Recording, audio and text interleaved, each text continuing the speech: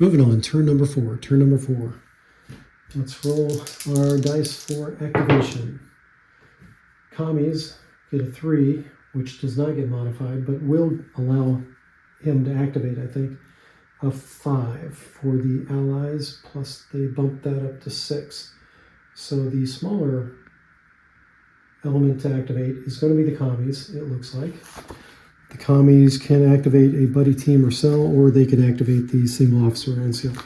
He knows he has to get into the fight. This officer is getting activated.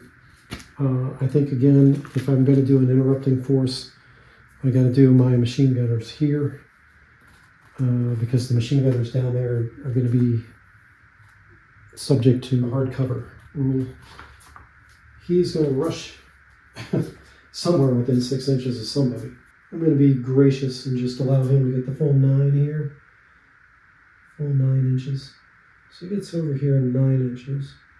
He could get up behind that dude. And that might be advantageous next time. And that gives him cover. So I think he's got to be up here. He's got to be up there instead. As he's moving up, at any point I could have shot at him. I'm going to be gracious here. Same thing. It's going to be the AG that takes this shot first. Spotting the enemy. Oh, did that guy get spotted? I forgot. Let's see. He definitely got spotted.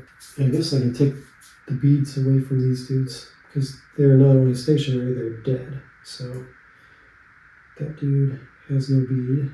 This dude has no bead. Oh yeah, I should have taken the beads away. The mortar section, oh, that's indirect fire. So indirect fire doesn't have to have, they don't have to be spottable for indirect fire to work. Indirect fire is a little different. Figure this cannot be targeted by direct fire. You might still be targeted, hit by indirect fire. Okay, so it's already in the rules. Okay. Do they have a shot? Can they even interrupt? So this is for the interruption roll. Good guys, got a 1. It's rushing or assaulting, add +1.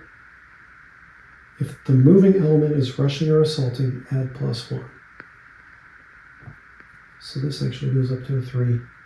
If the interrupting force meets or exceeds the moving element score, the interruption occurs. So, and it does not tie here. The exchange of fire. Yep. The interruption occurs. Okay, so no interruption. Turn 5. My commie platoon leader now is able to exert his command influence. The smaller element to activate or defer activation is actually going to be the US side. The US side is able to activate, what is that? A single officer or NCO. I'm going to activate this NCO right here. I'm not going to activate the officer, I'm activating this squad leader. So he's activated. Interrupting force. My only options to interrupt are over here. So let's see if these are direct fire weapons. So he must act and be made visible before he can be targeted by direct fire. Unless I wanted to have my mortar, nope, they're no longer a mortar section because I'm down a guy. So I can't activate those dudes as a special interruption, and he's not a wheeled, tracked, or aerial vehicle. So couldn't activate the mortars. Yeah, once again, no AG for that dude. The only interrupting force I've got as an option right now is over here, and they can't act until this dude has taken his shot or moved or got spotted. This dude is just going to stay stationary and take a shot at that rifleman right there in the middle. And we're going to see if he becomes visible when he shoots.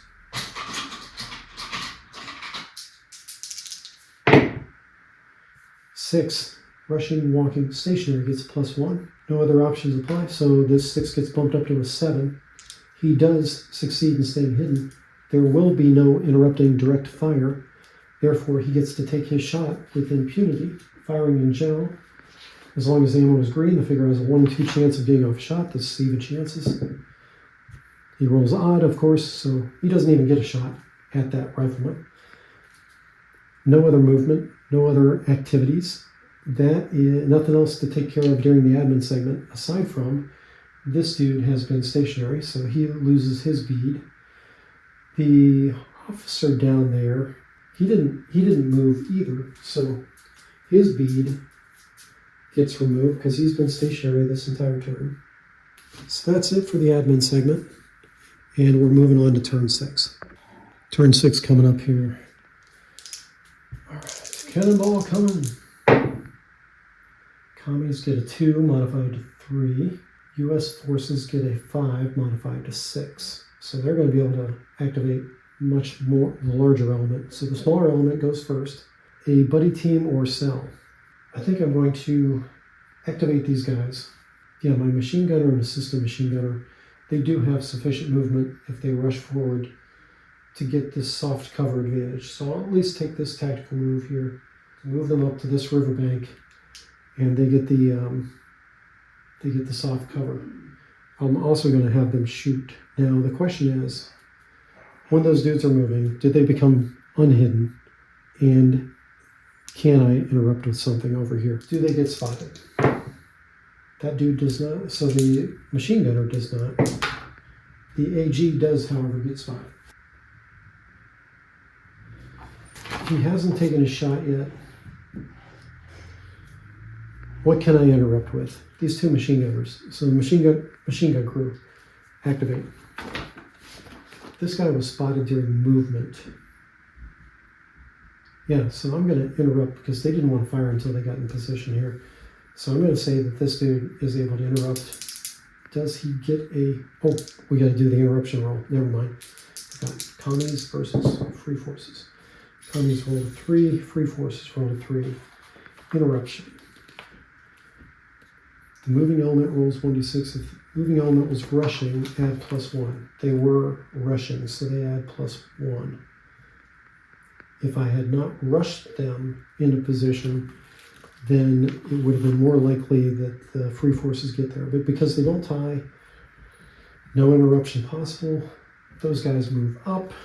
They can take their shot now without having to worry about being shot themselves. Does the assistant gunner have a shot? He does. It's an even score.